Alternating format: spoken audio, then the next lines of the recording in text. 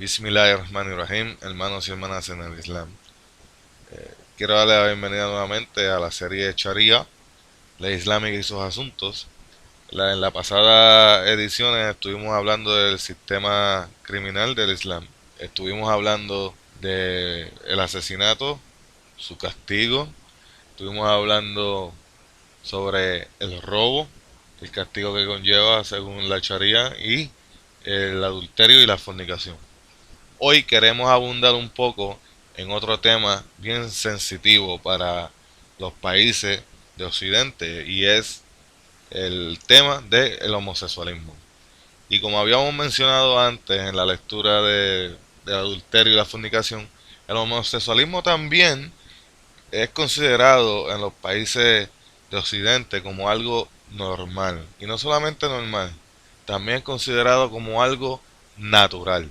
Es algo natural en lo cual no tenemos derecho de opinar mientras sean adultos y estén en mutuo acuerdo. ¿Qué podemos hacer? No podemos hacer nada, no tenemos ningún tipo de derecho en dar nuestras opiniones y mucho menos aplicar un castigo por ese comportamiento que ellos han decidido tomar, o en el caso antes mencionado, por el comportamiento con el cual nacieron, porque salió algo natural de ellos. Así que vamos a observar un poco cuáles son los puntos donde ellos se enfocan para decir y defender este tipo de actitudes. En defensa de esta idea de que el comportamiento homosexual es algo natural, subhanallah, han ido alrededor del mundo buscando ejemplos en la naturaleza, donde animales o insectos se comportan de una manera homosexual para justificar su comportamiento, subhanallah. Y ciertamente encontraron en la naturaleza ejemplos. Por ejemplo, en Japón encontraron una especie de pez exótico, algún tipo de pez, no puedo ahora recordar qué tipo específicamente o el nombre, y observaron que ese pez en particular, cuando está teniendo intimidad, inmediatamente toma características de la fémina para tratar de evitar que otros peces vengan a interactuar con su pareja y para así engañar a los propios peces a que no traten de que quieran aparearse con la hembra que él se está apareando. E inmediatamente apuntan al pez y dicen, ah, aquí está, ve, ve, este pez se está comportando como la fémina. Esto es una actitud homosexual, es natural. Y también encontraron ciertos tipos de mariposas en las costas de Sudamérica que también actuaban como las mariposas féminas. Y otro punto donde ellos señalaban, oh, ve, aquí está otro ejemplo más de la naturaleza, donde mariposas varones se están comportando como mariposas hembras. Aquí está otro ejemplo más de que el homosexualismo es algo natural. Pero hermanos y hermanas, verdaderamente, esto es un argumento bien pobre. Esto se escucha bien para aquella persona que trate de convencernos de que nosotros somos animales, de cierta forma u otra venimos de los monos, ¿okay? De esta creencia de evolución, de que venimos de los monos y traemos ese comportamiento animal y salvaje en nuestros genes. Pero la realidad del caso es que no podemos compararnos con los animales. Bueno, obviamente, claro, sí, hay cierto tipo de aspectos de animal. Tenemos, por ejemplo, nuestra forma de reproducirnos, nuestra forma de alimentarnos, ese tipo de aspectos. Pero si pensamos de que si tenemos la creencia de que nosotros estamos a un nivel más elevado de los animales, obviamente no podemos aceptar ese tipo de argumentos que tratan de poner a aquellos que piensan en la evolución y que somos animales y por lo tal tenemos que aceptar que ese tipo de comportamiento es natural en nosotros. ¿qué podemos hacer? Tenemos que pensar, obviamente, de que estamos a un nivel más elevado de los animales, porque los animales no tienen características como las que nosotros tenemos. Nosotros somos una sociedad pensante, nosotros somos una sociedad, o sea, somos la raza humana, ¿okay? Eso es obvio. Pensamos, tomamos nuestras propias conclusiones, ¿okay? Elegimos, tomamos decisiones, ese tipo de aspectos que son más elevados que los animales. Y para ir un poco más allá, si, por ejemplo, solamente para entretener la idea de este argumento, entonces tendríamos que preguntarnos a nosotros mismos, si este sería el caso, si ese es el caso, entonces, ¿qué debemos hacer en el caso de la araña, la viuda negra? En la que esa araña, si la estudiamos, vemos que después que se aparea con el varón, la hembra mata al varón. La araña hembra, después que termina de aparecer con el varón, se lo come. Así que si, si vamos a tener ese tipo de argumentos, ¿qué me van a decir? Que entonces también nosotros tenemos el derecho de, después que nos apareemos, tenemos el derecho de que nuestras esposas nos maten para que nos coman. O sea, esto es un argumento ridículo. Anyway, en los años 80, esta comunidad, eh, subhanallah, cambió el argumento un poco y fue un poquito más intelectual, si lo podemos llamar así. Y en los años 80 trajeron otro argumento. Ellos argumentaban de que había una glándula en el cerebro que en el caso de los varones era más grande que las hembras. Y en el caso de los homosexuales era algo parecido como entre medio, ¿ok? Más pequeño que el de los varones y más parecido al de las hembras, en esa glándula específicamente. Así que ellos decían, mira, aquí hay pruebas. Vemos que aquí los homosexuales no tienen el mismo tamaño de los varones y son más parecidos que el de las hembras. Esto es evidencia física aquí. Ahora, hay un pequeño problema. Cuando buscamos la realidad de estos estudios, encontramos que estos estudios fueron hechos basados en cuerpos humanos, o sea, en gente ya muerta. ¿Ok? Utilizaron sus cuerpos para abrir su cerebro y mirar durante el proceso pedazo por pedazo y analizar el cerebro completamente. O sea, ellos hicieron este estudio con cadáveres, utilizaron cadáveres de personas adultas. Así que, pero, ¿quién me va a decir a mí que en un estudio de este tipo, utilizando cadáveres de personas adultas, obviamente, porque eso fue lo que usaron, cadáveres de personas adultas, ¿con qué argumento? ¿Quién me va a decir a mí que un niño nace con eso? Y además, cuando se hicieron los estudios más a fondo, se encontró de que el motivo por lo cual esa área en el cerebro de los homosexuales era más pequeño que el de los heterosexuales. Esa reducción era debido a la actividad homosexual que llevaban a cabo mientras estaban en vida. ¿Eh? No era que la actividad homosexual era por el tamaño, sino que el tamaño cambiaba por las actividades. ¿Ok? Las actividades no eran causadas por el tamaño de esa área en el cerebro en particular. Y de esa manera, cuando se profundizó en este tipo de argumentos, falló nuevamente. Así que la intención de llevar este tipo de argumentos científicamente volvió a fracasar.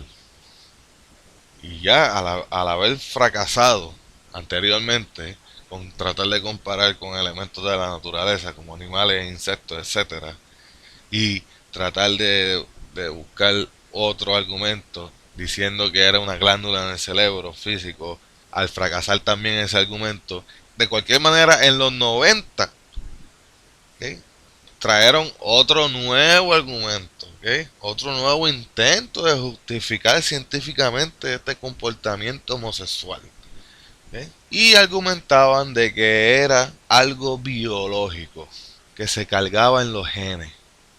Un científico llamado D. Hamer del Instituto Nacional de Cáncer de Estados Unidos, en el año 93 estaba reclamando de que había encontrado evidencia biológica de que el homosexualismo es algo que se hereda en los genes y que el homosexualismo se transmitía a través de los cromosomas de la madre.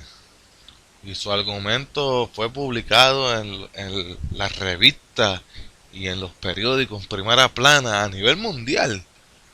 Había conmoción, una emoción, en donde decían, oh, ya, por fin, ya encontramos una justificación para este comportamiento. Ya habían fracasado 2 veces anteriormente, pero ahora estaban celebrando por todos los altos de que hasta aquí. Esto sí que es evidencia 100% irrefutable. Pero, de cualquier manera, vamos a ver lo que pasó. Después de que este doctor viajó el mundo, ¿ok?, publicando su nuevo descubrimiento a nivel mundial, y pasó de ser un empleado del gobierno a ser una superestrella. Llegó a hacer hasta una presentación en la Universidad de Colorado, tratando de llevar su argumento del descubrimiento genético del origen de la homosexualidad genéticamente. Pero de la noche a la mañana, este científico desapareció de los medios de comunicación. ¿Por qué? ¿Por qué nadie se interesó en preguntarse qué ha pasado con ese doctor? Y lo que pasó fue que cuando la Universidad de Western Ontario trató de repetir el mismo experimento, encontraron de que no había conexión ninguna entre los cromosomas con la actitud homosexual. Y fueron más allá, señalando de que este científico había violado la ética de estudios científicos. Ahora, después de este tipo de alegaciones, tenemos que preguntarnos por qué entonces fueron publicadas si no se había certificado y no se habían hecho otros estudios para confirmar los argumentos de este científico. ¿Por qué entonces se publicó en tanto revista y tanta portada y se le dio tanto atención a nivel mundial? Bueno, porque este tipo de temas vende muchas revistas, vende mucho periódico, vende mucho programa rating. Luego de este escándalo, un periódico en Chicago publicó los comentarios de uno de los asociados de este médico, específicamente una mujer que tenía un doctorado, ¿sí?, donde ella acusaba que el doctor había seleccionado, ¿ok?, y manipulado los resultados de este estudio. Pero desafortunadamente este escándalo no tuvo primera plana, no tuvo ventas en revistas, porque sencillamente no vendía. Y por esa razón todavía hay gente que están ignorantes acerca de esto. Y todavía, cuando tú les hablas del tema, te dicen, no, pero es que un científico una vez probó de que esto viene en los genes, que esto es hereditario. Se aferran a ese estudio porque, lamentablemente, los medios informativos no fueron suficientemente responsables para darle la misma atención al escándalo que a los estudios iniciales, a la falsedad inicial que este médico tenía. Pero la verdad del caso es que este estudio fue un fraude desde el principio. Y más allá, este doctor Hamer luego admitió de que él era homosexual. Así que no podemos usar su testimonio o sus estudios como una base para justificar el comportamiento homosexual. Y tal fue el caso que el Instituto de Científicos, el gobierno, paralizó sus estudios. En un año ya ese doctor, el gobierno le cortó los fondos y paralizó sus estudios por el fraude que cometió. Ahora bien, vamos a mirar las consecuencias del homosexualismo. No podemos negar que la mayoría de las causas de las enfermedades venéreas son transmitidas entre parejas homosexuales. Y no podemos tampoco negar de que estas consecuencias son castigos de Allah. Y nosotros los musulmanes no podemos, por más que ellos digan, ¿cómo es posible de que Dios haya castigado a la humanidad con este tipo de enfermedades?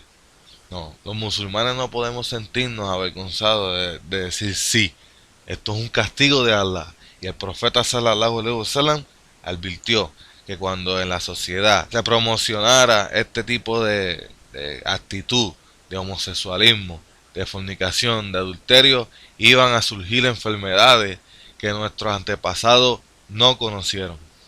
Y eso es lo que está pasando exactamente hoy en día. Vemos cómo la comunidad homosexual es la que más está afectada por este tipo de enfermedades. Y obviamente se ha transmitido, se ha expandido a la comunidad, a la sociedad heterosexual. Y por ser simplemente la mayoría. Y el hecho de tener entre la mayoría personas que son homosexuales, que son heterosexuales y que son bisexuales. ¿Sabe? Este tipo de mezcla en la sociedad es la que ha contribuido a que se expanda hacia todas las comunidades, hacia todos los sectores, este tipo de enfermedades. Así que los musulmanes tenemos que estar claros de que no importa cuántos estudios traigan tratando de justificar este comportamiento y decir, mire, encontramos que este estudio indica de que hay una tendencia más a que los homosexuales tengan una inclinación por esto y por esto. No podemos dejarnos llevar, porque si nos dejamos llevar, estaríamos diciendo de que Allah te creó así, por coincidente, estaríamos atribuyendo injusticia a Allah, porque si Allah indica un castigo específico para estas personas, sería imposible de que Él castigue a una persona por haber nacido así si fuera verdad que naciera así. Porque si Allah crea algo, no te va a castigar por el simple hecho de ser lo que eres, de ser lo que Allah te creó como eres, de ser en la forma en que Allah te creó. Y tenemos que estar advertidos de que seguirán trayendo argumentos y estudios nuevos, tratando de justificar de que por esto y por esto es que los homosexuales tienen esta inclinación. Pero si nos dejamos llevar por eso, ¿qué vamos a hacer? Tratar de justificar al asesino, al ladrón, porque siente inclinación a hacer ese tipo de comportamiento, porque esto y esto y lo otro lo inclina a que se comporte de esa manera. No, no podemos seguir pensando de esta forma. Que si pensamos de esta forma vamos a encontrar una justificación para el asesino, para el ladrón, para todo. No. De esta manera no podemos correr una sociedad sana. Porque al final del día todos tenemos inclinaciones. Todos tenemos inclinaciones hacia cualquier cosa. Pero como seres humanos que somos, tenemos la capacidad de poner un fin a esas inclinaciones. No de poner un fin, pero por lo menos si sentimos la inclinación o el deseo de hacer algo que no está bien, tenemos la capacidad de decir sí o no. ¿Okay? No, podemos, no somos como los animales que nos dejamos arrastrar y nos dejamos llevar por nuestros impulsos. No, somos gente que razona y que piensa y que escoge sí o no. Y por esa razón, en la Sharia, en el Islam, hay un castigo para ese tipo de comportamiento y no es diferente al de el adulterio. La Sharia no trae un castigo especial para los homosexuales, no. Trae el mismo castigo que para las personas que cometen adulterio. Porque en el Islam esto es un acto que corroe la sociedad. Por lo tal, se le aplica el mismo castigo que al adúltero. La pena de muerte.